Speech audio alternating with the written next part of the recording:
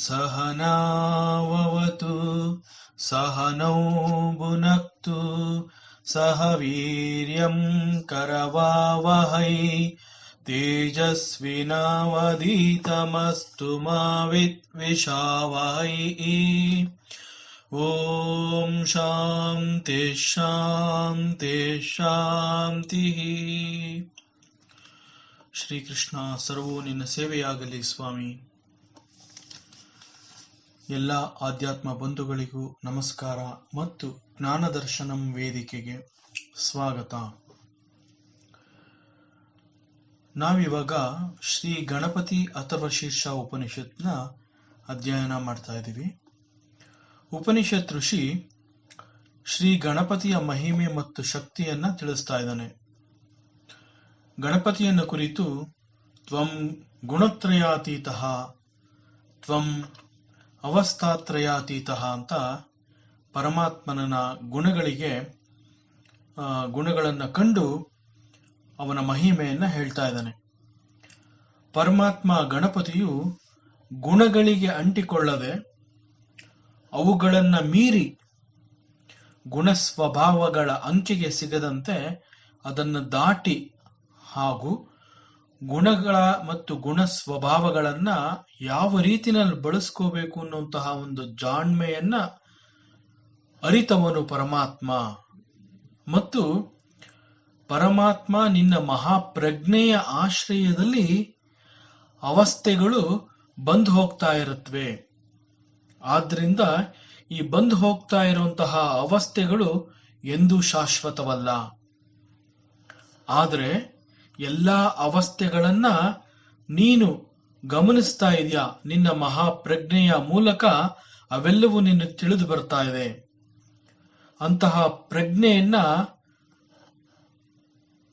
ಆರಾಧಿಸುತ್ತಿರುವ ಕಾರಣ ಆ ಮಹಾಪ್ರಜ್ಞೆ ಒಬ್ಬ ಗುರುವಿನಂತೆ, ಮಾರ್ಗದರ್ಶಕನಂತೆ ನನ್ನ ಅಜ್ಞಾನವನ್ನ ಕೂಡ ಅದು ನಾಶ ಮಾಡತ್ತೆ. ಪರಮಾತ್ಮ ತ್ವಂ ಅವಸ್ಥಾತ್ರಯಾತೀತಃ ಅಂತ ಹೇಳ್ತಾ ಇದ್ದಾನೆ. ಮುಂದೆ ಉಪನಿಷತ್ ಋಷಿ ಹೇಳ್ತಾನೆ ತ್ವಂ ದೇಹತ್ರಯಾತೀತಃ ಅಂತ ಹೇಳ್ತಾ ಇದ್ದಾನೆ. ದೇಹತ್ರಯಾತೀತಃ ಅಂತಂದ್ರೆ ಇಲ್ಲಿ ಮೂರು ರೀತಿಯ ದೇಹಗಳ ಬಗ್ಗೆ, ಮೂರು ರೀತಿಯ ದೇಹಗಳನ್ನ ಕುರಿತು ಇಲ್ಲಿ ಹೇಳ್ತಾ ಇದ್ದಾನೆ. ಆದ್ರಿಂದ ಈಗ ನಾವು ಮೂರು ರೀತಿಯ ಶರೀರಗಳ ಅಥವಾ ದೇಹದ ಪರಿಚಯ ಮಾಡ್ಕೋಬೇಕಾಗತ್ತೆ. ನಮಗೆ ಮೂರು ರೀತಿಯ ಶರೀರಗಳಿರುತ್ತವೆ ಅಂತ ಹೇಳುತ್ತೆ ನಮ್ಮ ಶಾಸ್ತ್ರ. ಅದನ್ನ ಸ್ಥೂಲ ಶರೀರ, ಸೂಕ್ಷ್ಮ ಶರೀರ ಮತ್ತು ಕಾರಣ ಶರೀರ ಅಂತ ಹೇಳ್ತಾರೆ. ನಾವು ನಮ್ಮ ಅಸ್ತಿತ್ವವನ್ನ ಕಂಡುಕೊಂಡಿರುವಂತಹದ್ದೇ ಈ ನಮ್ಮ ಶರೀರದ ಮೂಲಕ. ಹಾಗೂ ನಾನು ಅಂತಂದ್ರೆ ಈ ನನ್ನ ಶರೀರ ಅನ್ನುವಂತಹ ಭಾವನೆಯನ್ನ ನಾನು ಹುಟ್ಟಿದಾಗ್ಲಿಂದ ಬೆಳೆಸ್ಕೊಂಡು ಬಂದಿರ್ತೀನಿ. ಈ ಭಾವನೆಗಳು ನಮ್ಮಲ್ಲಿ ಈ ರೀತಿ ಮೂಡಿ ಬರುವುದಕ್ಕೆ ಕಾರಣ ಇವು ನಮಗೆ ಜನ್ಮ ಜನ್ಮಗಳಿಂದ ಬಂದಿರುತ್ತವೆ. ಇದನ್ನ ವಾಸನೆ ಅಂತ ಹೇಳ್ತಾರೆ. ಮೂರು ರೀತಿಯ ಶರೀರಗಳಲ್ಲಿ ಕಣ್ಣಿಗೆ ಕಾಣುವಂತೆ ಇರುವ ದೇಹವನ್ನ ಕುರಿತು ಸ್ಥೂಲ ಶರೀರ ಅಂತ ಕರೀತಾರೆ. ಮಜ್ಜೆ, ಮೂಳೆ, ಕೊಬ್ಬು, ಮಾಂಸ, ರಕ್ತ, ಚರ್ಮ ಮತ್ತು ತ್ವಚೆ ಅಂತ ಈ ಹೆಸರುಗಳುಳ್ಳ ಇವುಗಳನ್ನ ಸಪ್ತಧಾತು ಅಂತ ಹೇಳ್ತಾರೆ. ಈ ಸಪ್ತಧಾತುಗಳ ಕಾರಣದಿಂದ ಕಾಲು, ತೊಡೆ, ಎದೆಯ ಭಾಗ, ತೋಳು, ಬೆನ್ನು, ತಲೆ ಮೊದಲಾದ ಅಂಗಗಳು ಹಾಗೂ ಉಪ ಅಂಗಗಳಿಂದ ಕೂಡಿರುವಂತಹ ಇದನ್ನ ಸ್ಥೂಲ ಶರೀರ ಅಂತ ಕರೀತಾರೆ. ನಾನು ನನ್ನದು ಎಂದು ಪ್ರಸಿದ್ಧವಾಗಿ ಮೋಹಕ್ಕೆ ಒಳಗಾಗಿರುವ ಈ ದೇಹವನ್ನ ಸ್ಥೂಲ ಶರೀರ ಅಂತ ಜ್ಞಾನಿಗಳು ಹೇಳ್ತಾರೆ. ಇಲ್ಲಿ ನಾನು ನನ್ನದು ಅನ್ನುವಂತಹದ್ದು ಪ್ರಸಿದ್ಧವಾಗಿ ಮೋಹಕ್ಕೆ ಒಳಗಾಗತ್ತೆ ಅಂತಂದ್ರೆ ಹೇಗೆ ಮುಂದೆ ತಿಳಿಸ್ಕೊಂಡು ಹೋಗುತ್ತೆ. ಇದು ನಮ್ಮ ಶರೀರದ ಒಳಭಾಗದ ಮಧ್ಯದಲ್ಲಿ ಬಿಳಿಯ ಮೃದುವಾದ ಒಂದು ವಸ್ತು ಇರುತ್ತೆ. ಅದನ್ನ ಮಜ್ಜೆ ಅಂತ ಕರೀತಾರೆ. ಮಜ್ಜೆಯ ಹೊರಭಾಗದಲ್ಲಿ ಅಸ್ಥಿ ಅನ್ನುವಂತಹ ಒಂದು ಗಟ್ಟಿ ಪದಾರ್ಥ ಇರುತ್ತೆ. ಅದನ್ನ ಮೂಳೆ ಅಂತ ಹೇಳ್ತಾರೆ. ಮೂಳೆಗೆ ಬಾಹ್ಯದಲ್ಲಿ, ಮೂಳೆಯ ಹೊರಗಡೆ ಒಂದು ಕೊಬ್ಬಿನ ಪದರ ಇರುತ್ತೆ. ಅದನ್ನ ಮೇದ ಅಂತ ಹೇಳ್ತಾರೆ. ಈ ಎಲ್ಲವನ್ನ ಆವರಿಸಿರುವಂತಹದನ್ನ ಮಾಂಸ ಅಂತ ಕರೀತಾರೆ. ಮತ್ತು ಈ ಮಾಂಸವನ್ನ ಫಲ ಅಂತ ಕೂಡ ಹೇಳ್ತಾರೆ. ಮಾಂಸದ ಹೊರಮೈಯಲ್ಲಿ ಈ ರಕ್ತ ಅನ್ನುವಂತಹದ್ದು ಕಾಣುತ್ತೆ. ಈ ಎಲ್ಲವನ್ನ ಎರಡು ಪದರದ ಚರ್ಮ ಒಂದು ಚೀಲದಲ್ಲಿ ಕಟ್ಟಿ ಹಾಕುವ ರೀತಿನಲ್ಲಿ ಈ ಎಲ್ಲವನ್ನ ಅದು ತನ್ನಲ್ಲಿ ಕಟ್ಟಿ ಹಾಕಿರುತ್ತೆ, ಅಡಗಿಸಿ ಇಟ್ಟಿರುತ್ತೆ. ಯಾಕೆ ಅಡಗಿಸಿ ಇಟ್ಟಿರುತ್ತೆ ಅಂತ ಇಲ್ಲಿ ಹೇಳ್ತಾ ಇದೆ ಅಂತಂದ್ರೆ, ಅವು ಯಾವುದು ನಮ್ಮ ಕಣ್ಣಿಗೆ ನೇರವಾಗಿ ಕಾಣೋದಿಲ್ಲ. ಒಳಗಿನ ಪದರಕ್ಕೆ ಚರ್ಮ ಅಂತ ಹೇಳ್ತಾರೆ, ಹಾಗೂ ಹೊರಗಡೆಯ ಪದರಕ್ಕೆ ತ್ವಕ್ ಅಂತ ಹೇಳ್ತಾರೆ. ಈ 7 ಅಂಶಗಳ ರಚನೆಗೆ ಸಪ್ತಧಾತುಗಳು ಕಾರಣವಾಗಿರುತ್ತೆ. ನಮ್ಮ ದೇಹದ ಯಾವುದೇ ಅಂಗದಲ್ಲಿ ಕೂಡ ಈ 7 ಧಾತುಗಳು ಕಂಡು ಬರುತ್ತವೆ. ಹೀಗೆ ಈ ಸಪ್ತಧಾತುಗಳು ಒಟ್ಟಾಗಿ ಸೇರಿ ಒಂದು ಆಕಾರವನ್ನು ಕೊಟ್ಟಾಗ ಅದು ಒಂದು ದೃಶ್ಯ ವಸ್ತುವಾಗಿ ಕಣ್ಣಿಗೆ ಕಾಣುವಂತೆ ಆಗತ್ತೆ. ಇಂದ್ರಿಯಗಳಿಗೆ ಗೋಚರವಾಗುವ ಈ ಶರೀರಕ್ಕೆ ಆಕಾರ ಇರುತ್ತೆ, ಗಾತ್ರ ಇರುತ್ತೆ, ಅದಕ್ಕೆ ತನ್ನದೇ ಆದ ಒಂದು ರೂಪ ಇರುತ್ತೆ. ಈ ಎಲ್ಲವೂ ಇರೋದ್ರಿಂದ ಇದನ್ನ ಸ್ಥೂಲ ಶರೀರ ಅಂತ ಕರೀತಾರೆ. ನಮ್ಮ ಅಜ್ಞಾನಕ್ಕೆ ಮತ್ತು ಅಹಂಭಾವಕ್ಕೆ ಈ ಸ್ಥೂಲ ಶರೀರವೇ ಕಾರಣವಾಗಿರುತ್ತೆ. ಹೀಗೆ ನಾನು ಮತ್ತು ನನ್ನದು ಅಂತ ಹೇಳಿ ಪ್ರಸಿದ್ಧವಾದ ಇದು ಮೋಹಕ್ಕೆ ಈ ಸ್ಥೂಲ ಶರೀರನೇ ಕಾರಣ ಆಗುತ್ತೆ. ಮೋಹದ ಕಾರಣದಿಂದ ನಾವು ದುಃಖಕ್ಕೆ ಒಳಗಾಗ್ತೀವಿ, ಹಾಗೂ ಅದು ನಮ್ಮ ದೈವತ್ವಕ್ಕೆ ವಿರುದ್ಧವಾಗಿ ನಮ್ಮ ಸಾತ್ವಿಕ ಶರೀರದ ಮೇಲೆ ದೌರ್ಜನ್ಯ ನಡೆಸುತ್ತೆ.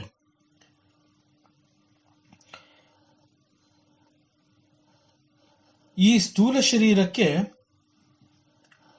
ನಮ್ಮ ಸುಖ ಮತ್ತು ದುಃಖಗಳ ಅನುಭವನೇ ಮುಖ್ಯ ಕಾರಣವಾಗಿರುತ್ತೆ ಅಂತ ನಮ್ಮ ಋಷಿ ಮುನಿಗಳು ಬಹಳ ಹಿಂದೆನೆ ಈ ಒಂದು ರಹಸ್ಯವನ್ನ ಕಂಡುಕೊಂಡು ನಮಗೆ ತಿಳಿಸಿದ್ದಾರೆ.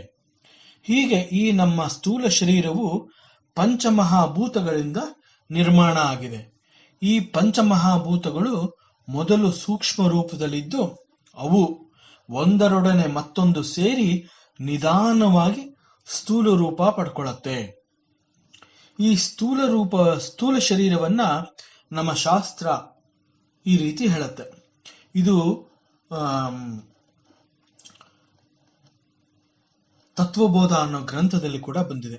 ಆಚಾರ್ಯ ಶಂಕರರು ಹೇಳ್ತಾರೆ, ಪಂಚೀಕೃತ ಪಂಚಮಹಾಭೂತೈ ಕೃತಂ ಸತ್ಕರ್ಮಜನ್ಯಂ ಸುಖ ದುಃಖಾದಿ ಭೋಗಾಯತನಂ ಶರೀರಂ ಅಸ್ತಿ ಜಾಯತೆ ವರ್ಧತೆ ವಿಪರಿಣಮತೆ ಅಪಕ್ಷೀಯತೆ ವಿನಶ್ಯತಿ ಇತಿ ಷಡ್ವಿಕಾರವದೇ ತತ್ ಸ್ಥೂಲ ಶರೀರಂ ಅಂತ ತತ್ವಬೋಧದಲ್ಲಿ ಆಚಾರ್ಯ ಶಂಕರರು ಇದರ ಬಗ್ಗೆ ವಿವರವಾಗಿ ಹೇಳಿದ್ದಾರೆ.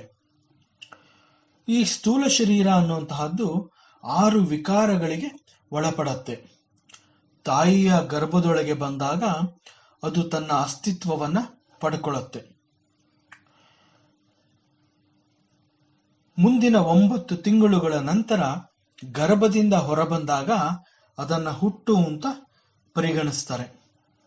ನಂತರ ಆಹಾರದಿಂದ ಪುಷ್ಟಿಗೊಂಡ ಶರೀರ ಬೆಳೆಯತೊಡಗತ್ತೆ. ಬೆಳೆಯುತ್ತಾ ಬಂದ ಈ ಶರೀರ ಬಾಲ್ಯ, ಯೌವನ, ಪ್ರೌಢಾವಸ್ಥೆಗಳ ಮೂಲಕ ಉನ್ನತ ಭೌತಿಕ ಜೀವನದ ಶಕ್ತಿಯನ್ನ ಅದು ಪಡ್ಕೊಳ್ಳುತ್ತೆ. ನಂತರ ನಿಧಾನವಾಗಿ ಕೈಕಾಲುಗಳು ಮತ್ತು ದೇಹ ಇವೆಲ್ಲ ನಿತ್ರಾಣ ಆಗತ್ತೆ. ಕೂದಲು ನೆರೆಯೋದಕ್ಕೆ ಶುರು ಆಗತ್ತೆ. ಚರ್ಮ ಸುಕ್ಕುಗಟ್ಟತ್ತೆ. ಕೊನೆಗೆ ಈ ಸ್ಥೂಲ ಶರೀರ ತನ್ನ ಮೂಲಭೂತ ವಸ್ತುವಿನೊಡನೆ ಸೇರ್ಕೊಳ್ಳೋದಕ್ಕೋಸ್ಕರ, ಅಂದ್ರೆ ಪಂಚಭೂತಗಳಲ್ಲಿ ಲೀನವಾಗಲು ಅದು ಭಿನ್ನ ಅಂತ ಅನ್ನಿಸ್ಕೊಳ್ಳುತ್ತೆ. ಈ ಭಿನ್ನ ಅಂತ ನಾವೇನ್ ಹೇಳ್ತೀವಿ ಅದನ್ನ ಮರಣ ಅಂತ ಕೂಡ ಹೇಳ್ತಾರೆ. ಇದು ಸ್ಥೂಲ ಶರೀರದ ಬಗ್ಗೆ ಒಂದು ಸಣ್ಣ ವಿವರಣೆ. ಎರಡನೇದು ಸೂಕ್ಷ್ಮ ಶರೀರ. ಅಪಂಚೀಕೃತ ಪಂಚಮಹಾಭೂತೈ ಕೃತಂ ಸತ್ಕರ್ಮಜನ್ಯಂ ಸುಖ ದುಃಖಾದಿ ಭೋಗ ಸಾಧನಂ ಪಂಚ ಜ್ಞಾನೇಂದ್ರಿಯಾಣಿ ಪಂಚ ಕರ್ಮೇಂದ್ರಿಯಾಣಿ ಪಂಚ ಪ್ರಾಣಾದಯಃ ಮನಶ್ಚೈಕಂ ಬುದ್ಧಿಶ್ಚೈಕ ಏವಂ ಸಪ್ತದಶಕಲಾಭಿಃ ಸಹಯತ್ತಿಷ್ಠತಿ ತತ್ ಸೂಕ್ಷ್ಮ ಶರೀರಂ. ಸೂಕ್ಷ್ಮ ಶರೀರ ಅಂತಂದ್ರೆ ಅದು 17 ಅಂಶಗಳಿಂದ ಕೂಡಿರುತ್ತೆ. ನಮ್ಮ ಎಲ್ಲಾ ಅನುಭವಗಳಿಗೆ ಸಾಧನವಾಗುವಂತಹ 5 ಜ್ಞಾನೇಂದ್ರಿಯ, 5 ಪಂಚೇಂದ್ರಿಯ, 5 ರೀತಿಯ ಪ್ರಾಣಗಳು 15 ಆಯಿತು. ಮನಸ್ಸು ಮತ್ತು ಬುದ್ಧಿ ಮತ್ತೆರಡು ಸೇರಿ ಹೀಗೆ 17 ಅಂಶಗಳಿಂದ ಈ ಸೂಕ್ಷ್ಮ ಶರೀರ ಸ್ಥೂಲ ಶರೀರವನ್ನ ಸ್ಥಾಪಿಸುತ್ತೆ. ಯಾವುದು ನಮ್ಮ ಪಂಚೇಂದ್ರಿಯಗಳಿಗೆ ಸಿಗುವುದಿಲ್ಲವೋ ಆಗ ಅಂತಹದನ್ನ ಸೂಕ್ಷ್ಮ ಅಂತ ಹೇಳ್ತಾರೆ.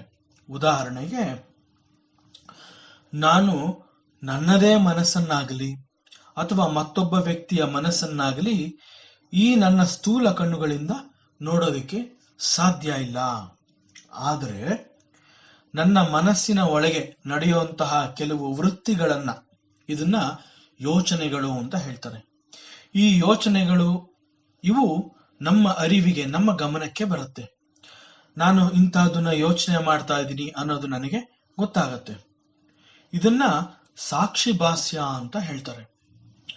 ಸೂಕ್ಷ್ಮ ಶರೀರದ ಕಾರಣದಿಂದ ಸ್ಥೂಲ ಶರೀರ ಚೇತನಗೊಂಡಿರುತ್ತೆ.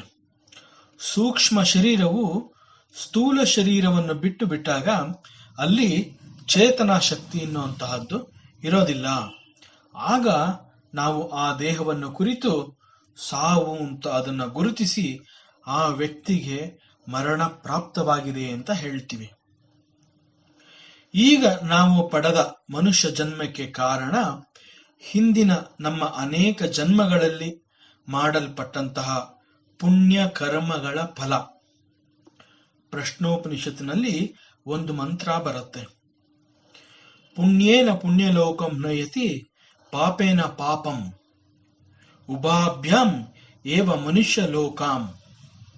ಅಂದ್ರೆ ಅಧಿಕ ಪುಣ್ಯದಿಂದ ಪುಣ್ಯಲೋಕವನ್ನ ಮತ್ತು ಅಧಿಕ ಪಾಪದಿಂದ ಕೆಳಮಟ್ಟದ ಜೀವನ ಅನುಭವಿಸುವಂತಹ ಲೋಕ ಹಾಗೂ ಪಾಪ ಪುಣ್ಯಗಳ ಸಮತ್ವ ಪರಿಸ್ಥಿತಿನಲ್ಲಿ ನಾವು ಮನುಷ್ಯ ದೇಹವನ್ನ ಪಡಿತೀವಿ.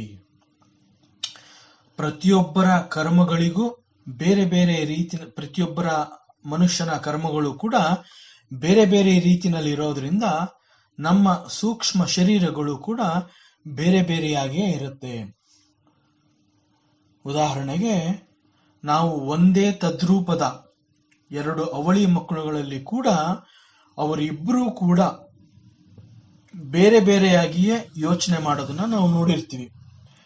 ನಮ್ಮ ಅನುಭವಗಳಾದ ಸುಖ ದುಃಖ, ಲಾಭ ನಷ್ಟ, ಜಯ ಅಪಜಯ ಮುಂತಾದ ದ್ವಂದ್ವಗಳಿಗೆ ಸೂಕ್ಷ್ಮ ಶರೀರದ ಮನಸ್ಸು ಬುದ್ಧಿಗಳೇ ಕಾರಣವಾಗತ್ತೆ.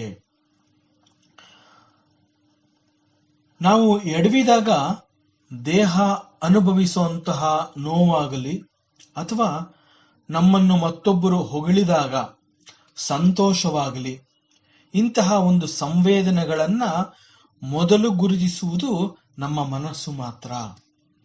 ಮನಸ್ಸು ಅನ್ನೋದು ಇಲ್ಲದೆ ಹೋಗಿದ್ದಿದ್ರೆ ನಮಗೆ ಯಾವ ಅನುಭವ ಕೂಡ ಆಗ್ತಾ ಇರಲಿಲ್ಲ. ಉದಾಹರಣೆಗೆ, ನಮ್ಮ ಕೈನಲ್ಲಿ ಒಂದು ಪುಸ್ತಕ ಇದೆ ಅಂತ ತಿಳ್ಕೊಳ್ಳೋಣ. ಪುಸ್ತಕಕ್ಕೆ ನಾವು ಅದನ್ನ ಹಿಡ್ಕೊಂಡಿದೀವಿ ಅನ್ನುವಂತಹದ್ದು ಪುಸ್ತಕಕ್ಕೆ ಗೊತ್ತಾಗೋದಿಲ್ಲ. ಯಾಕೆ ಅಂತಂದ್ರೆ, ಪುಸ್ತಕ ಅಂತ ನಾವೇನ್ ಹೇಳ್ತಾ ಇದೀವಿ ಅದು ಒಂದು ಜಡ ವಸ್ತುವಾಗಿರುತ್ತೆ. ಜಡ ವಸ್ತುವಿನಲ್ಲಿ ಅದಕ್ಕೆ ಸೂಕ್ಷ್ಮ ಶರೀರ ಅನ್ನುವಂತಹದ್ದು ಇರೋದಿಲ್ಲ. ಹಾಗೂ ಎಲ್ಲಿ ಸೂಕ್ಷ್ಮ ಅನ್ನೋದಿರೋದಿಲ್ಲ, ಆ ಕಾರಣ ಅಲ್ಲಿ ಮನಸ್ಸು ಅನ್ನೋದು ಇರೋದಿಲ್ಲ. ಹೀಗಾಗಿ ನಾವು ಹಿಡ್ಕೊಂಡಂತಹ ಪುಸ್ತಕಕ್ಕೆ ನಾವು ಹಿಡ್ಕೊಂಡಿದೀವಿ ಅನ್ನೋದು ಆ ಪುಸ್ತಕಕ್ಕೆ ಗೊತ್ತಾಗೋದಿಲ್ಲ. ಆದ್ರೆ ಪುಸ್ತಕನ ಹಿಡ್ಕೊಂಡಿದೀವಿ ಅನ್ನುವಂತಹದ್ದು ನಮಗೆ ತಿಳಿದು ಬರುತ್ತೆ. ಇದಕ್ಕೆ ಕಾರಣ ನಮ್ಮಲ್ಲಿ ಮನಸ್ಸು ಅನ್ನುವಂತಹದ್ದು ಇದೆ. ಮನಸ್ಸು ಭಾವನೆಗಳನ್ನ ಗ್ರಹಿಸುತ್ತೆ ಮತ್ತು ಬುದ್ಧಿಯು ಅನೇಕಗಳನ್ನ ಗುರುತಿಸಬಲ್ಲದು. ನೋಡುವಂತಹದ್ದು, ತೀರ್ಮಾನ ಮಾಡುವಂತಹದ್ದು, ಕಲ್ಪನೆ ಮಾಡಿಕೊಳ್ಳುವಂತಹದ್ದು, ಇಮ್ಯಾಜಿನ್ ಮಾಡಿಕೊಳ್ಳುವಂತಹದ್ದು, ಹೀಗೆ ಮುಂತಾದ ಕ್ರಿಯೆಗಳಲ್ಲಿ ಸಕ್ರಿಯವಾಗಿ ಈ ಬುದ್ಧಿ ಎನ್ನುವಂತಹದ್ದು ಪಾಲ್ಗೊಳ್ಳುತ್ತೆ. ಮನಸ್ಸು ಮತ್ತು ಬುದ್ಧಿಗಳು ಅನ್ಯೋನ್ಯವಾಗಿ ಕೆಲಸ ಮಾಡಿ ದೈಹಿಕ ಕ್ರಿಯೆಯನ್ನ ಪ್ರೇರೇಪಿಸುತ್ತೆ. ಆದ್ದರಿಂದ ಸೂಕ್ಷ್ಮ ಶರೀರ ಈ ಸ್ಥೂಲ ಶರೀರದ ಎಲ್ಲ ಸಮರ್ಥ ಹಾಗೂ ಅಸಮರ್ಥಗಳಿಗೆ ಕಾರಣವಾಗುತ್ತೆ. ಇದು ಸೂಕ್ಷ್ಮ ಶರೀರದ ಇಂಪಾರ್ಟೆನ್ಸ್. ಮತ್ತು ಕೊನೆಯದಾಗಿ ಕಾರಣ ಶರೀರ ಅಂತಂದ್ರೇನು? ಅನಿರ್ವಾಚ್ಯ ಅನಾದ್ಯ ವಿದ್ಯಾರೂಪಂ ಶರೀರದ್ವಯಸ್ಯ ಕಾರಣ ಮಾತ್ರಂ ಸತ್ಸ್ವರೂಪ ಜ್ಞಾನಂ ನಿರ್ವಿಕಲ್ಪ ರೂಪಂ ಯದಸ್ತಿ ತತ್ ಕಾರಣ ಶರೀರಂ ಅಂತ ಹೇಳ್ತಾರೆ. ಅನಿರ್ವಚನೀಯವಾದ, ಅನಾದಿಯಾದ, ಅಜ್ಞಾನದ ಸ್ವರೂಪವಾದ ಸೂಕ್ಷ್ಮ ಮತ್ತು ಸ್ಥೂಲ ಶರೀರಗಳಿಗೆ, ಅದನ್ನೇ ಇಲ್ಲಿ ಶರೀರದ್ವಯಸ್ಯ ಅಂತ ಹೇಳಿರುವಂತಹದ್ದು, ಕಾರಣೀಭೂತವಾದ ತನ್ನ ಅಜ್ಞಾನದ ಸ್ವಸ್ವರೂಪವನ್ನ ತಿಳ್ಕೊಳ್ಳದೆ ಇರುವಂತಹ, ವಿಕಲ್ಪವೇ ಇಲ್ಲದಂತಹ ಯಾವುದು ಇದೆಯೋ ತತ್, ಅದು ಕಾರಣ ಶರೀರ ಅಂತ ಗುರುತಿಸ್ತಾರೆ ಅದನ್ನ. ಈ ಕಾರಣ ಶರೀರ ಅನ್ನುವಂತಹದ್ದು ಶರೀರ ತ್ರಯಗಳು ಅಂತ ನಾವೇನ್ ಹೇಳ್ತಾ ಇದ್ದೀವಿ ಅಂದ್ರೆ ಸ್ಥೂಲ ಶರೀರ, ಸೂಕ್ಷ್ಮ ಶರೀರ, ಕಾರಣ ಶರೀರ ಅಂತ ಹೇಳ್ತಾ ಇದೀವಲ್ಲ, ಈ ರೀತಿಯ ಮೂರು ಶರೀರಗಳಲ್ಲಿ ಈ ಕಾರಣ ಶರೀರ ಅನ್ನುವಂತಹದ್ದು ಅತಿ ಸೂಕ್ಷ್ಮವಾದದ್ದು ಮತ್ತು ಇದು ಉಳಿದ ಎರಡೂ ಶರೀರಗಳನ್ನ ವ್ಯಾಪಿಸಿರುತ್ತೆ. ಇದನ್ನ ಅವಿದ್ಯಾರೂಪ ಅಂತ ಹೇಳ್ತಾರೆ. ಆದರೆ ನಿಜವಾಗಿ ನೋಡಿದ್ರೆ ಅವಿದ್ಯೆಗೆ ರೂಪ ಇರೋದಿಲ್ಲ, ಒಂದು ಅಳತೆ ಇರೋದಿಲ್ಲ. ಅದಕ್ಕೆ ತನ್ನದೇ ರೂಪ ಆಗ್ಲಿ, ಗಾತ್ರ ಆಗ್ಲಿ ಹಾಗೂ ಗುಣಗಳಾಗ್ಲಿ ಅದು ಯಾವುದೂ ಇರೋದಿಲ್ಲ. ಅದು ಯಾವಾಗ್ಲೂ ವಸ್ತುವಿನ ಗುಣ ಸ್ವಭಾವಕ್ಕೆ ತಕ್ಕಂತೆ ಅನುಗುಣವಾಗಿ ಇರುತ್ತೆ. ಉದಾಹರಣೆಗೆ, ನನಗೆ ಒಂದು ವಿದ್ಯುತ್ ಯಂತ್ರದ ಬಗ್ಗೆ ಒಂದು ಅಜ್ಞಾನ, ಅದರ ಬಗ್ಗೆ ನನಗೆ ತಿಳುವಳಿಕೆ ಇಲ್ಲ. ಇಲ್ಲಿ ನಾನು ಅನ್ನುವಂತಹದ್ದು ಅಜ್ಞಾನದ ಬಿಂದು ಪದ ಆಗಿರುತ್ತೆ. ಅಂದ್ರೆ ನಾನು ಇರುವುದರಿಂದ ನನ್ನಲ್ಲಿ ಅಜ್ಞಾನ ಇದೆ. ಬಹುಶಃ ನಾನು ಇಲ್ಲದೆ ಇದ್ದಿದ್ರೆ, ನಾನು ಅನ್ನುವಂತಹದ್ದು ಇಲ್ಲದೆ ಇದ್ದಿದ್ರೆ ಆಗ ಅಜ್ಞಾನ ಅನ್ನೋದು ಕೂಡ ಇರ್ತಾ ಇರಲಿಲ್ಲ. ನಾನು ಇದ್ದೇನೆ ಅನ್ನುವ ಒಂದೇ ಒಂದು ಕಾರಣ ಸಾಕು ನಾನು ಅಜ್ಞಾನಿಯಾಗಿ ಇರೋದಕ್ಕೆ. ಇದೊಂದೇ ಒಂದು ಕಾರಣ ಸಾಕು. ಈ ಅಜ್ಞಾನವನ್ನ ಅನಿರ್ವಚನೀಯ ಅಂತ ಕರೀತಾರೆ. ಇದನ್ನ ವಿವರಿಸೋದಕ್ಕೆ ಕೂಡ ಸಾಧ್ಯ ಇಲ್ಲ. ಯಾಕೆ ಸಾಧ್ಯ ಇಲ್ಲ, ಯಾಕೆ ಇದನ್ನ ಹೆಚ್ಚು ವಿವರಣೆ ಕೊಟ್ಟು ಹೇಳೋದಕ್ಕಾಗೋದಿಲ್ಲ ಅಂತಂದ್ರೆ, ಮೊದಲನೇದಾಗಿ ಈ ಕಾರಣ ಶರೀರಕ್ಕೆ ಆಕಾರವಾಗಲಿ, ರೂಪವಾಗಲಿ, ಒಂದು ನಿರ್ದಿಷ್ಟವಾದ ಅಳತೆ, ಅದನ್ನ ಗಾತ್ರ ಅಂತ ಹೇಳ್ತೀವಿ, ಅಂತಹ ಗಾತ್ರವಾಗಲಿ ಅಥವಾ ಒಂದು ನಿರ್ದಿಷ್ಟ ಗುಣಗಳಾಗಲಿ ಇಲ್ಲವಾದ್ರಿಂದ ಅಂತಹದನ್ನ ಪದಗಳಿಂದಾಗಲಿ ಶಬ್ದಗಳಿಂದಾಗಲಿ ವಿವರಣೆ ಮಾಡಕ್ಕಾಗೋದಿಲ್ಲ. ಯಾವುದು ಇಲ್ಲದೆ ಇರೋ ಒಂದು ಬ್ಲಾಂಕ್ ನ ಅಲ್ಲೇನು ಇರೋದಿಲ್ಲ, ಅಂತಹ ಒಂದು ಅದನ್ನ ಬ್ಲಾಂಕ್ ಅಂತ ಕರಿತೀವಿ. ಅಂತಹ ಏನು ಇಲ್ಲದೆ ಇರೋದ್ರ ಬಗ್ಗೆ ಏನಾದ್ರು ಹೇಳು ಅಂತಂದ್ರೆ ಅದನ್ನ ವಿವರಣೆ ಕೊಡೋದಕ್ಕೆ ಸಾಧ್ಯ ಇಲ್ಲ. ಇದು ಕೂಡ ಅದೇ ರೀತಿ ಆಗಿದೆ. ಜೊತೆಗೆ ಮನಸ್ಸಿನಿಂದ ಕೂಡ ಇದನ್ನ ನಾವು ಇನ್ನೊಬ್ರಿಗೆ ಹೇಳ್ಕೊಳಕ್ಕಾಗೋದಿಲ್ಲ ಅನ್ನೋದು ಅಷ್ಟು ಮಾತ್ರ ಸತ್ಯ ಅಲ್ಲ, ನಮ್ಮ ಮನಸ್ಸು ಕೂಡ ಅದನ್ನ ಗ್ರಹಿಸೋದಕ್ಕೆ ಸಾಧ್ಯ ಇಲ್ಲ. ಆದ್ರಿಂದ ಇದನ್ನ ಅನಿರ್ವಚನೀಯ ಅಂತ ಹೇಳ್ತಾರೆ. ಎರಡನೇದಾಗಿ, ಅಜ್ಞಾನ ಅನ್ನುವಂತಹದ್ದು ಜ್ಞಾನದ ಅಭಾವವನ್ನ ತೋರಿಸುತ್ತೆ, ಸೂಚಿಸತ್ತೆ. ಅಜ್ಞಾನದ ಕಾರಣದಿಂದ ಅಲ್ಲಿ ಜ್ಞಾನದ ಕೊರತೆ ಎದ್ದು ಕಾಣುವಂತೆ ಮಾಡತ್ತೆ. ನಿಜವಾಗಿ ನೋಡಿದ್ರೆ ಅಜ್ಞಾನಕ್ಕೆ ಅಸ್ತಿತ್ವ ಅನ್ನುವಂತಹದ್ದು ಇಲ್ವೇ ಇಲ್ಲ. ಆದ್ರೂ ಕೂಡ ಅದನ್ನ ನೇರವಾಗಿ ಇಲ್ಲ ಅಂತ ಹೇಳಕ್ಕಾಗೋದಿಲ್ಲ. ಕಾರಣ, ಅಜ್ಞಾನದಿಂದಾಗಿ ನಾವು ಅನೇಕ ಅದರ ಪರಿಣಾಮಗಳನ್ನ ಅನುಭವಿಸಿರ್ತೀವಿ. ಈ ಕಾರಣದಿಂದ ಅಜ್ಞಾನ ಅನ್ನುವಂತಹದ್ದು ಸೂಕ್ಷ್ಮ ಹಾಗೂ ಸ್ಥೂಲ ಶರೀರಗಳಂತೆ ವ್ಯಕ್ತಗೊಳ್ಳುತ್ತೆ ಮತ್ತು ಅಜ್ಞಾನದಿಂದ ಉಂಟಾದ ಶೋಕವನ್ನ ಕೂಡ ನಾವು ಅನುಭವಿಸ್ತೀವಿ. ಮತ್ತು ಕೊನೆಯದಾಗಿ, ಈ ಕಾರಣ ಶರೀರ ಅನ್ನುವಂತಹದ್ದು ಶೂನ್ಯವಾದರು ಅಂತಂದ್ರೆ ಅಲ್ಲಿ ಏನು ಇಲ್ಲ ಅನ್ನೋದನ್ನ ಶೂನ್ಯ ಅಂತ ಹೇಳಿರೋದು. ಈ ಕಾರಣ ಶರೀರ ಅನ್ನುವಂತಹದ್ದು ಶೂನ್ಯವಾದರೂ ಕೂಡ ದೊಡ್ಡ ಪ್ರಮಾಣದ ಪ್ರಭಾವಿ ಕೆಲಸವನ್ನ ಮಾಡತ್ತದು. ಆದ್ರಿಂದನೇ ಅದಕ್ಕೆ ಅನಿರ್ವಚನೀಯ ಶಕ್ತಿ ಇದೆ ಅಂತ ಹೇಳ್ತಾರೆ. ಈ ಅಜ್ಞಾನವನ್ನ ಅನಾದಿ ಅಂತ ಕೂಡ ಕರೆದಿದ್ದಾರೆ. ಇದಕ್ಕೆ ಆದಿ ಎನ್ನುವಂತಹದ್ದು ಇಲ್ಲ. ಇದನ್ನ ನಾವು ಹೇಗೆ ಅರ್ಥ ಮಾಡ್ಕೋಬೇಕು ಅಂತಂದ್ರೆ, ಈ ಅಜ್ಞಾನ ಅನ್ನುವಂತಹದ್ದು ಒಂದು ನಿಗದಿಯಾದ ಸಮಯದಲ್ಲಿ ಪ್ರಾರಂಭ ಆಯಿತು ಅಂತ ನಾವು ಹೇಳಿದ್ರೆ, ಹಾಗಾದ್ರೆ ಅದಕ್ಕೆ ಮುಂಚೆ ಅಲ್ಲಿ ಏನು ಇರ್ಲಿಲ್ವಾ, ಅಥವಾ ಅದಕ್ಕೆ ಮುಂಚೆ ಅಲ್ಲಿ ಏನಾದ್ರೂ ಒಂದು ಜ್ಞಾನ ಅನ್ನುವಂತಹದ್ದು ಇತ್ತಾ, ಹೀಗೆ ಒಂದು ಸಂಶಯಕ್ಕೆ ನಾವು ಒಳಗಾಗ್ತೀವಿ. ಆದ್ರೆ ಅಜ್ಞಾನ ಅನ್ನುವಂತಹದ್ದು ಶೂನ್ಯದಿಂದಾಗ್ಲಿ ಅಥವಾ ಜ್ಞಾನದಿಂದಾಗ್ಲಿ ಅದು ಉದ್ಭವ ಆಗೋದಿಲ್ಲ, ಹೊರಬರೋದಿಲ್ಲ. ಆದ್ರಿಂದ ಶೂನ್ಯವಾಗ್ಲಿ ಜ್ಞಾನವಾಗ್ಲಿ ಅಜ್ಞಾನಕ್ಕೆ ಮೊದಲು ಸಂಭವಿಸೋದಿಲ್ಲ. ಆದ್ರಿಂದ ಅಜ್ಞಾನ ಅನ್ನುವಂತಹದ್ದು ಅನಾದಿ, ಅದರ ಮೂಲವನ್ನ ಹುಡುಕಿ ಹೋಗೋದಕ್ಕೆ ಸಾಧ್ಯ ಇಲ್ಲ. ಈ ಅಜ್ಞಾನ ಅನ್ನುವಂತಹದ್ದು ಸ್ಥೂಲ ಮತ್ತು ಸೂಕ್ಷ್ಮ ಈ ಎರಡೂ ಶರೀರಗಳಿಗೆ ಕಾರಣವಾಗತ್ತೆ. ಈಗ ನಾನು ಹಗ್ಗವನ್ನ ನೋಡಿ ಅದನ್ನ ಹಾವು ಅಂತ ತಪ್ಪಾಗಿ ತಿಳಿದು ಭಯದಿಂದ ದೂರ ಸರಿತೀನಿ. ಹಗ್ಗದ ಅಜ್ಞಾನ ಹಾವಿಗೆ ಕಾರಣ ಆಗತ್ತೆ. ಅದರಿಂದ ಮನಸ್ಸಿನಲ್ಲಿ ಭಯ ಉಂಟಾಗೋ ಹಾಗೆ ಆಗತ್ತೆ. ಈ ಭಯದ ಕಾರಣದಿಂದ ಅದು ದೇಹವನ್ನ ದೂರ ಸರಿಯುವಂತೆ ಮಾಡತ್ತೆ. ಅದೇ ರೀತಿನಲ್ಲಿ ನನ್ನ ನಿಜ ಸ್ವರೂಪವನ್ನ ತಿಳಿಯದೆ ನಾನು ತಪ್ಪು ಭಾವನೆಯಿಂದ ಅಶಾಶ್ವತವಾದ ದೇಹದೊಡನೆ ತಾದಾತ್ಮ್ಯ ಭಾವವನ್ನ ಬೆಳೆಸ್ಕೊಂಡಿರ್ತೀನಿ. ಅಪೂರ್ಣತೆಯ ಭಾವವನ್ನ ಅನುಭವಿಸಿರ್ತೀನಿ. ಅಪೂರ್ಣತೆಯ ಕಾರಣದಿಂದ ಉಂಟಾದ ಕೊರತೆಯನ್ನ ತುಂಬಿಕೊಳ್ಳೋದಕ್ಕೋಸ್ಕರವಾಗಿ ವಸ್ತುಗಳೊಡನೆ ಆಸಕ್ತಿ ಬೆಳೆಸಿಕೊಂಡು ಅದರ ಹಿಂದೆ ನಾನು ಓಡ್ತೀನಿ, ಅಂತಂದ್ರೆ ವಸ್ತುಗಳಿಗೆ ನಾನು ಆಕರ್ಷಿತನಾಗ್ತೀನಿ. ಹೀಗೆ ಅಜ್ಞಾನವೇ ನನ್ನ ಎಲ್ಲಾ ಕರ್ಮಗಳಿಗೆ ಮೂಲ ಕಾರಣವಾಗುತ್ತೆ. ಕರ್ಮಗಳ ಫಲ ನನಗೆ ಸುಖ ಮತ್ತು ದುಃಖ ಈ ಎರಡನ್ನು ಕೂಡ ಒದಗಿಸುತ್ತೆ. ಅಷ್ಟು ಮಾತ್ರ ಅಲ್ಲ, ಅದು ನನ್ನಲ್ಲಿ ವಾಸನೆಗಳನ್ನ ಉಂಟು ಮಾಡುತ್ತೆ. ಅಂದ್ರೆ ಕರ್ಮಗಳು ಬೆಳೆಯೋದಕ್ಕೆ ಅದು ಮೂಲವಾಗಿರುತ್ತೆ.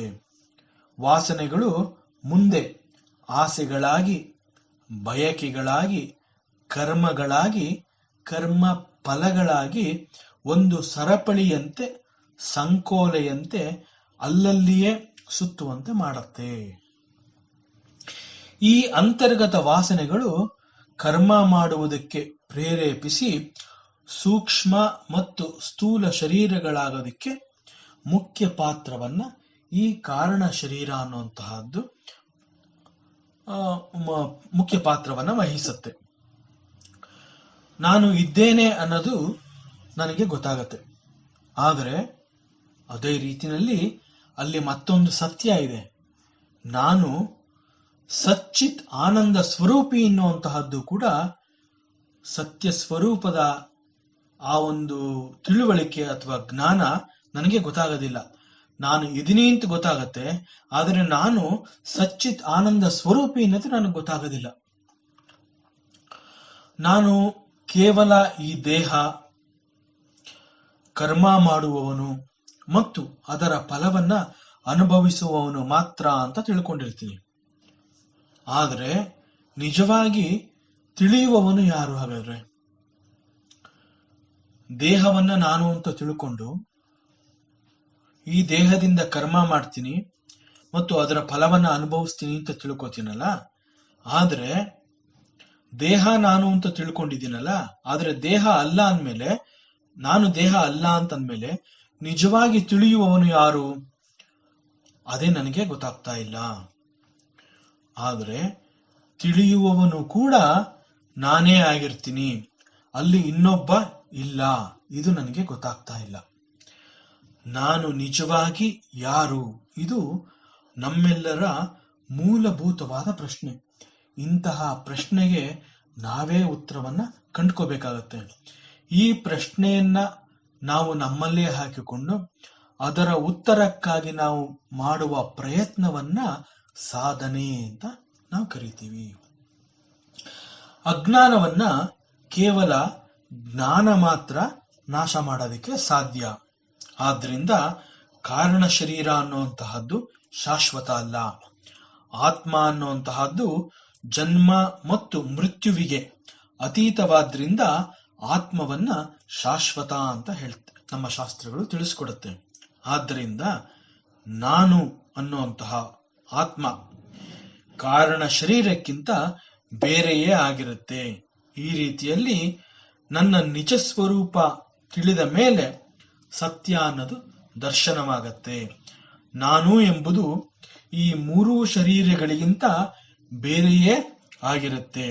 ಹೀಗೆ ಇಲ್ಲಿ ಋಷಿ ಪರಮಾತ್ಮ ಗಣಪತಿಯನ್ನ ಕುರಿತು, ನೀನು ಜ್ಞಾನಿ, ನೀನು ಎಲ್ಲವನ್ನೂ ತಿಳಿದವನು, ನೀನು ಈ ಮೂರೂ ಶರೀರಗಳಿಗಿಂತ ಬೇರೆಯಾಗಿರುವೆ, ಅವುಗಳನ್ನ ದಾಟಿರುವವನು ಆಗಿದ್ಯಾ. ಆದ್ರಿಂದ ತ್ವಂ ದೇಹತ್ರಯಾತೀತ ಅಂತ ಭಗವಂತನ ಮಹಿಮೆಯನ್ನ ಅವನು ಸ್ತುತಿಸ್ತಾ ಇದ್ದಾನೆ.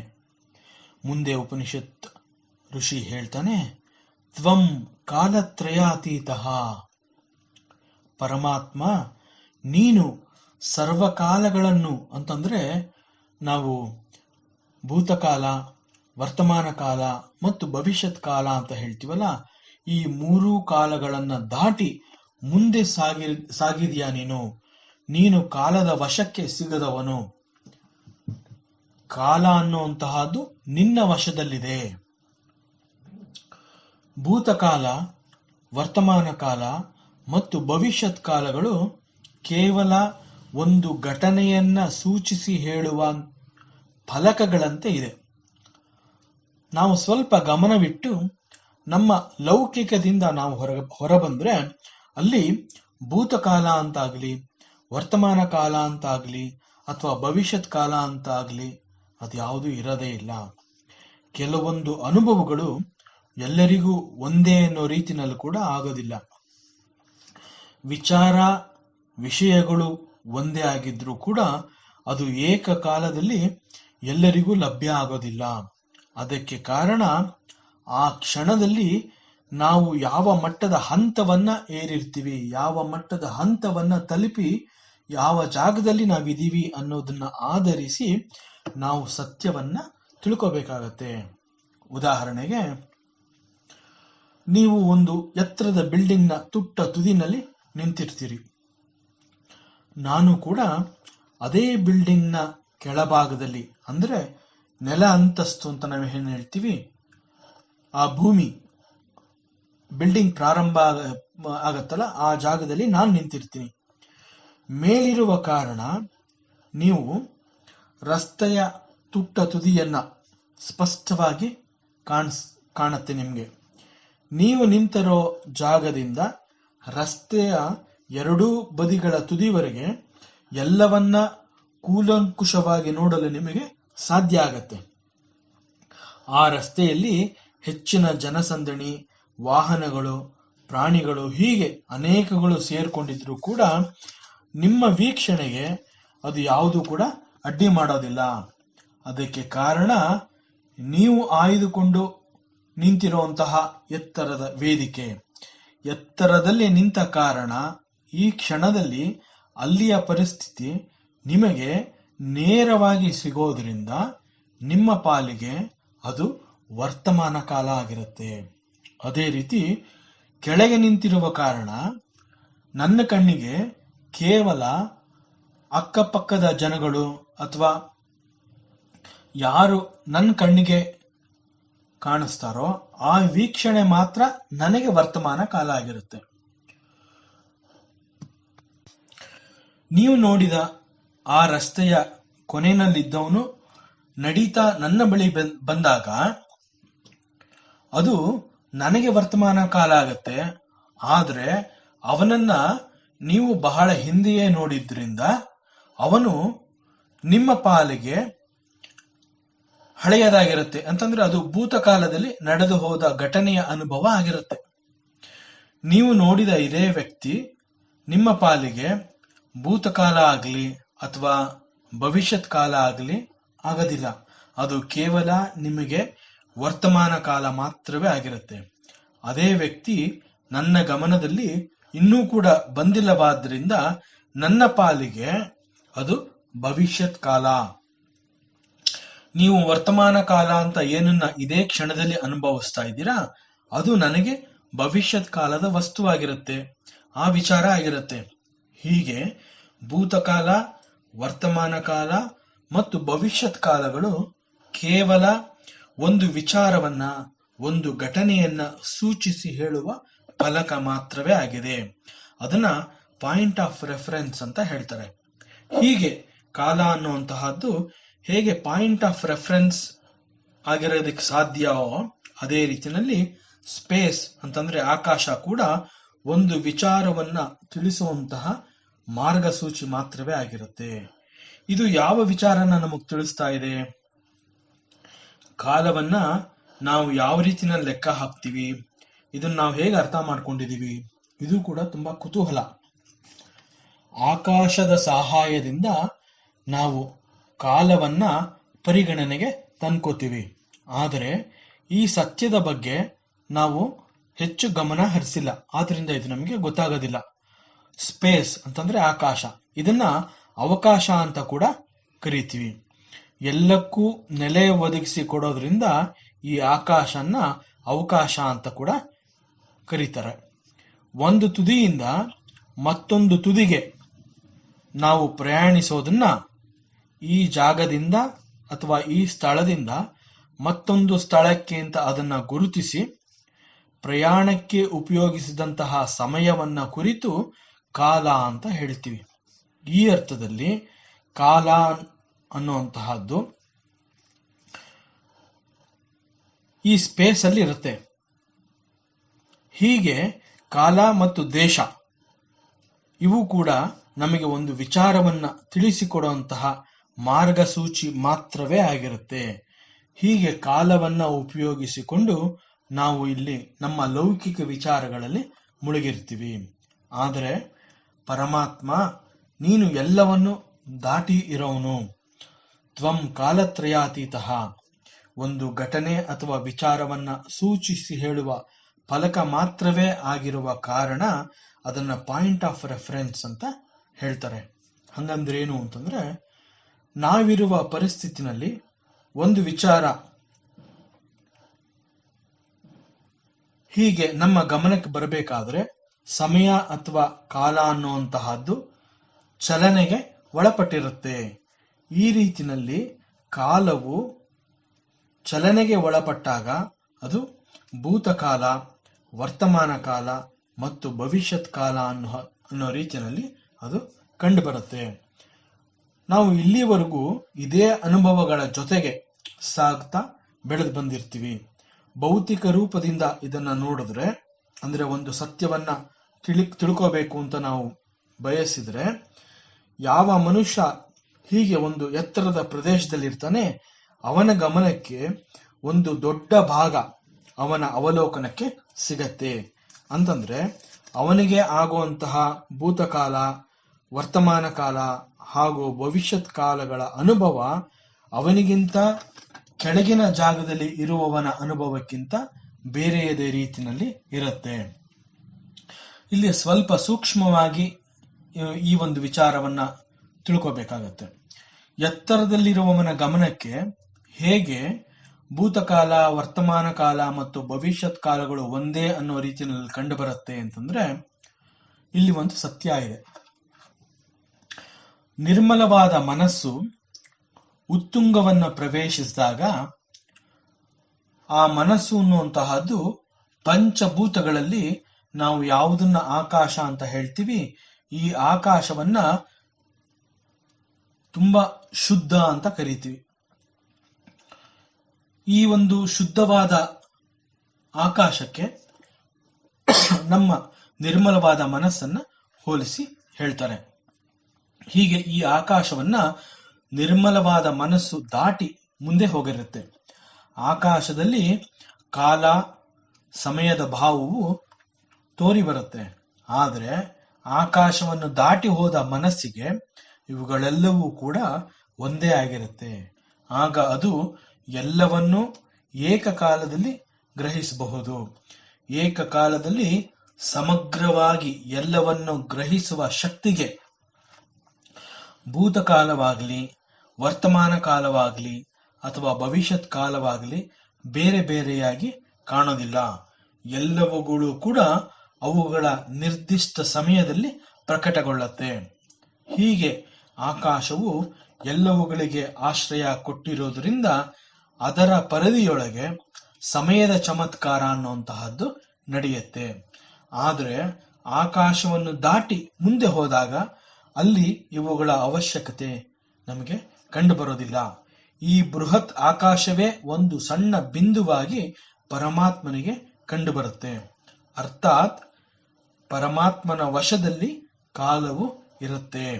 ಕಾಲದ ವಶಕ್ಕೆ ಪರಮಾತ್ಮ ಸಿಗದಿಲ್ಲ. ಆಕಾಶವೇ ಒಂದು ಬಿಂದುವಾಗಿ ಪರಮಾತ್ಮನಿಗೆ ಪರಿಣಮಿಸುತ್ತೆ ಅಂತಂದ್ಮೇಲೆ ಈ ಆಕಾಶದ ಕಾರಣದಿಂದ ಈ ಕಾಲ ಅನ್ನೋದು ಉದ್ಭವ ಆಗುತ್ತೆ. ಅಂದಮೇಲೆ ಈ ಕಾಲ ಅನ್ನುವಂತಹದ್ದು ಒಂದು ಸಣ್ಣ ಬಿಂದುವಿನ ಎಷ್ಟು ಮಾತ್ರದ ಗಾತ್ರ ಆಗಿರುತ್ತೆ ಅನ್ನೋದು ನಾವು ಊಹಿಸ್ಕೋಬೇಕಾಗತ್ತೆ. ಅದು ಏನೇನೂ ಅಲ್ಲ, ಅತಿ ಸಣ್ಣ, ಅತಿ ಸೂಕ್ಷ್ಮ, ಅಥವಾ ಇದನ್ನ ನಗಣ್ಯ ಅಂತ ಹೇಳ್ತಾರೆ. ಅಂತಂದ್ರೆ ಗಣನೆಗೆ ಸಿಗೋದಿಲ್ಲ ಇದು ಅನ್ನೋ ರೀತಿನಲ್ಲಿ ಇದನ್ನ ಅರ್ಥ ಮಾಡ್ಕೋಬೇಕಾಗತ್ತೆ.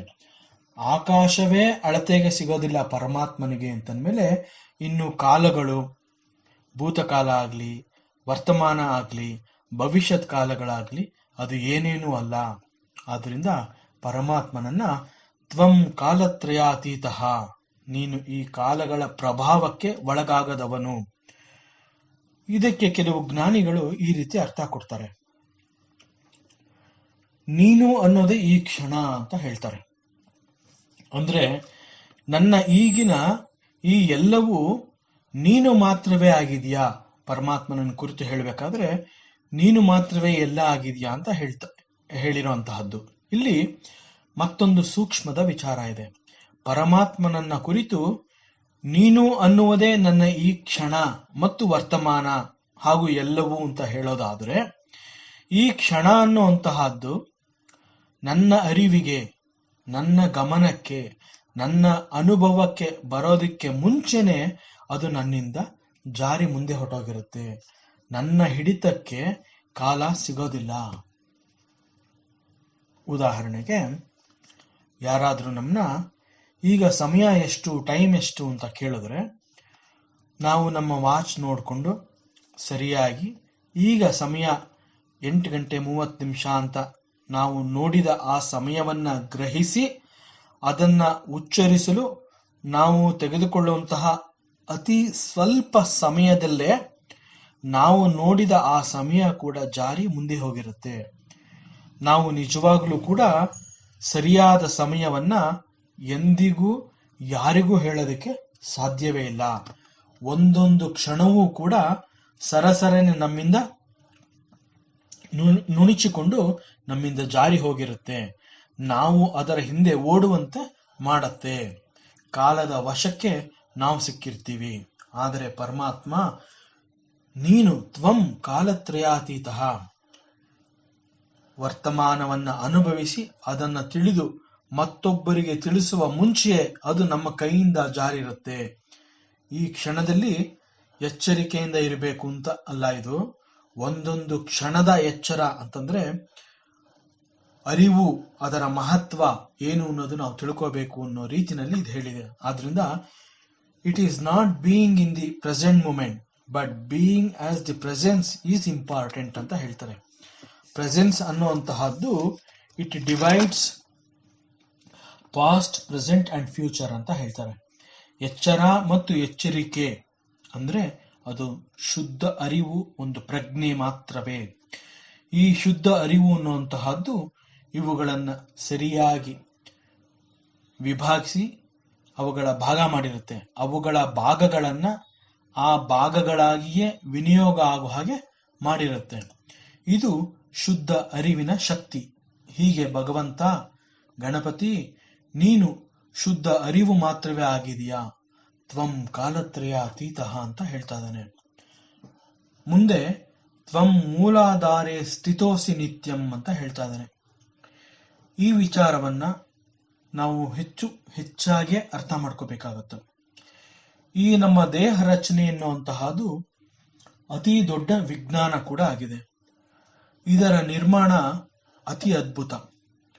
ಇದನ್ನ ಊಹಿಸಲು ಕೂಡ ನಾವು ಅಸಮರ್ಥರಾಗಿದ್ದೀವಿ. ನಮ್ಮ ದೇಹದ ರಚನೆಯ ಹಿಂದೆ ಅಡಗಿರುವ ಒಂದು ಜ್ಞಾನ ಅಷ್ಟು ಸಾಕು ಸೃಷ್ಟಿಕರ್ತನ ಜಾಣ್ಮೆಯ ಬಗ್ಗೆ ನಾವು ತಿಳ್ಕೋಬೇಕು ಅಂತಂದ್ರೆ. ಅಷ್ಟು ದೊಡ್ಡ ಸೈನ್ಸ್ ಇಲ್ಲಿ ಅಡಗಿದೆ. ಆದ್ರಿಂದ ಈ ಒಂದು ಮಂತ್ರದ ಭಾಗವನ್ನ ಈಗ ಪ್ರಾರಂಭ ಮಾಡಿದ್ರೆ ಸಮಯ ಸಾಕಾಗೋದಿಲ್ಲ. ಹಾಗಾಗಿ ಇದನ್ನ ಮತ್ತೆ ಮುಂದುವರಿಸೋಣ. ಓಂ ಪೂರ್ಣಮದಃ ಪೂರ್ಣಮಿದಂ ಪೂರ್ಣಾತ್ ಪೂರ್ಣಮುದಚ್ಯತೆ ಪೂರ್ಣಸ್ಯ ಪೂರ್ಣಮಾದಾಯ ಪೂರ್ಣಮೇವಾವಶಿಷ್ಯತೆ. ಓಂ ಶಾಂತಿ ಶಾಂತಿ ಶಾಂತಿ. ಈ ದಿನದ ಪ್ರವಚನ ಸೇವೆಯನ್ನ ಪರಮಾತ್ಮ ಶ್ರೀಕೃಷ್ಣನ ಪಾದ ಚರಣಗಳಲ್ಲಿ ಅತ್ಯಂತ ಶ್ರದ್ಧೆಯಿಂದ ಭಕ್ತಿಯಿಂದ ಅರ್ಪಿಸೋಣ. ಶ್ರೀಕೃಷ್ಣಾರ್ಪಣಮಸ್ತು.